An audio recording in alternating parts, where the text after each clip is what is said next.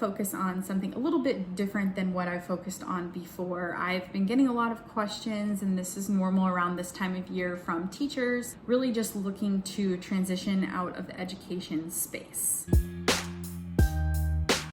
A lot of the questions I get are, how did you do it? What do I do? Where do I go? How do I know it's a good fit for me? Have you been unhappy for a while? Or is this something fairly recent that would make sense with a school change? Or are you really truly ready to leave the classroom? In your heart, you'll know. For me, it was a couple years that I was just experiencing not a lot of joy. I had joy from teaching and working with the kiddos, but I didn't have a lot of joy from anything outside of that. And so I just knew it was time for me to leave. How I did that was I first started out writing out my pros and cons, and I would really suggest you to do the same thing. If your pros are outweighing your cons, then you know you're in the right direction. If not, you need to look at your pros and cons and see, are your pros really pros? Are they really getting you to where you want to be? Are you going to know what you're going to do in 5 years? You might not. And it's okay to not know. For me, I always had everything planned out. I knew that I wanted to teach for 10 years. Then I wanted to go into administration, and then I wanted to become a superintendent and hopefully move into the political landscape so I could restructure how education worked, how teachers' pay scales worked. That was something that was very important to me. And as I was kind of going along, I realized that I probably wasn't going to achieve my dreams in the same way. I just needed to restructure how I did it. So create that pros and cons list. The second thing is you need to network. So if you're not sure what you need to do, you need to write down a list of things that are your passion. So for me, technology has always been my passion. I also am really into fitness, and I'm into sports and different things like that. So I kind of wrote out things that were really meaningful to me and things that I really enjoyed while teaching also. So the technology piece, some parts of the marketing, some web design, some of that. And then I started to join networking groups. So meetup.com is really prevalent here in Austin. You might have something in your community, maybe like Facebook groups or something like that, that's a little bit more prevalent for your area. A lot of them are virtual, so you can join them from your couch, just sit there and kind of connect with people. That's going to be really meaningful for deciding where it is that you want to go and what your next step should be. I just want to say that it's okay that if your first step out of the classroom isn't your be-all end-all, don't stop and don't think that you need to give up. You need to give yourself a good 2 years to really get yourself in the door and really get yourself feeling comfortable. What's so great about being out of the classroom and going into industry is that you don't have to stay for 9 months and be miserable. You can actually work yourself, and if you feel like it's not really fitting for you, you can really navigate your way out of it. So that's something to kind of keep in mind.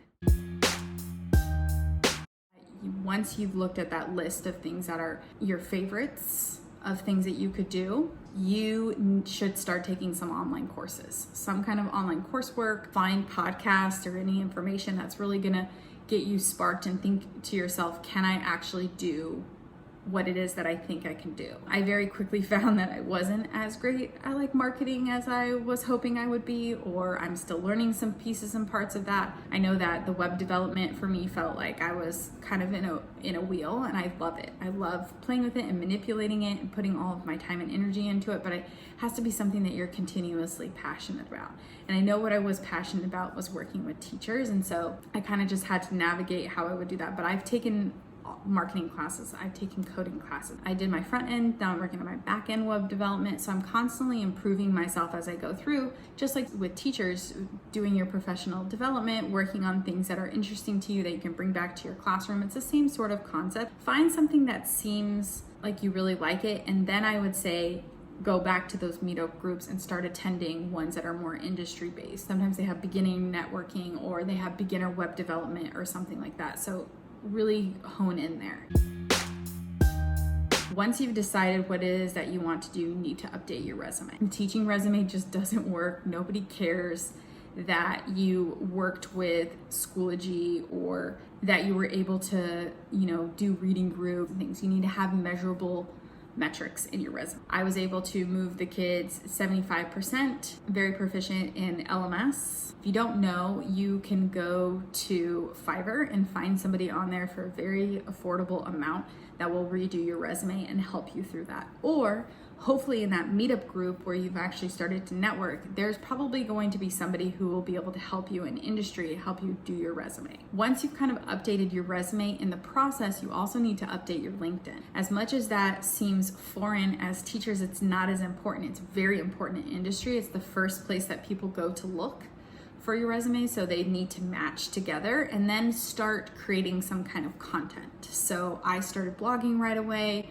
I started trying to share information that I had. It was very difficult to put my mindset and really just focus on doing that. Sometimes it's still a struggle to put together content and think about what you want to do every single week, but I recommend start creating some kind of content or posting places or sharing information, doing that ideation with people so that they kind of recognize who you are. And once you start doing that, you'll start building your LinkedIn network, which is a global network versus just that small network that you started. So for me, I actually joined an Edtech group because that's what interest was. I just reached out to the organizer, said, can I help? Now I'm actually the head organizer. So there's just some different ways that you kind of go about it. After you've done your resume, you've updated your LinkedIn, the next step is to just start applying for jobs. Because the interview process is so intense from what it is as a teacher, you could pretty much nail a teacher interview wherever you go. The questions are usually typically the same. You're not doing any projects. When you go through industry interviews, they're much different. There's sometimes 5, 6, 7, 8, 9 interviews that you're doing and doing projects all along the way, each and every one of them. I know that I interviewed with a lot of edtech companies, a lot.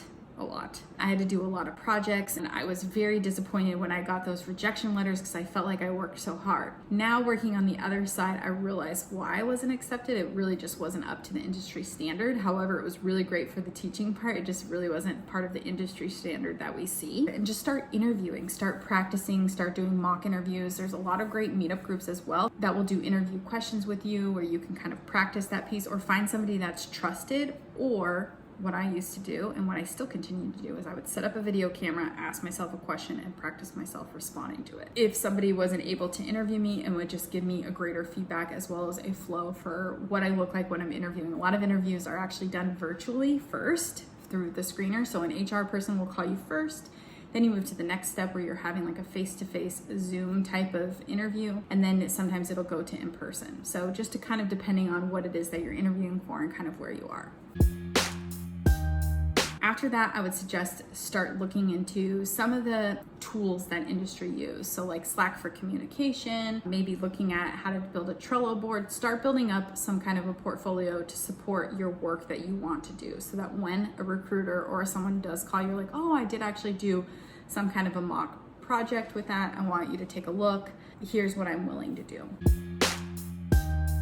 And if you're not sure, just ask. Honestly, so many people on LinkedIn will meet you, well, prior to this, so many people would meet you for coffee and have a quick discussion with you about how they could help you or any feedback that they could provide you. So connect with them virtually on LinkedIn. Find somebody that's kind of like in your network. Even if you're applying for a job, connect with them on LinkedIn and say, I'm just very interested in this company. If you could give me any feedback, anything that might be important. It just shows an extra initiative in a field of resumes that people are submitting every single day. And a lot of companies do want teachers on staff because you're able to better connect, you're more flexible, you're more collaborative, you don't lack interpersonal skills. So a lot of times with like tech companies, a lot of times they spend their money on developing soft skills, those communication tools. And as teachers, that's all we do all day long is communicate. So we have the soft skills pretty under wrap. So those are my suggestions for you. Build your pros and cons list, build a list on things that are of interest to you, join a networking group, network. That's the only thing that I can tell you that is going to be really, really beneficial for you. Somebody knows somebody somewhere. Revamp your resume and start building up your LinkedIn. Create content or try to do content. If you can't do the content piece, at least doing all the rest of the pieces will be really great for you. And then create some kind of digital portfolio that can be connected to LinkedIn so that a recruiter can easily see that. Find somebody that would be either willing to mentor with you, practice interview questions, something like that that will kind of give you the confidence that you need. Remember that there is going to be a lot of rejection. Their interviews are pretty intense, so just have faith in yourself and just know that you're going to be able to do it if this is what you choose to do. If you want to leave the educational field, remember that it's hard, it's going to be a struggle, it's going to be something new, and it's going to be uncomfortable. And it's okay to be uncomfortable. It's really okay to be uncomfortable. It's a common thing that we all experience. Am I doing the right thing? I personally believe that beauty comes from being uncomfortable, and you really can accomplish greater things than you ever thought you could. So just keep your head up, keep smiling, and ask for help. Thanks again for following along. We'll see you next time.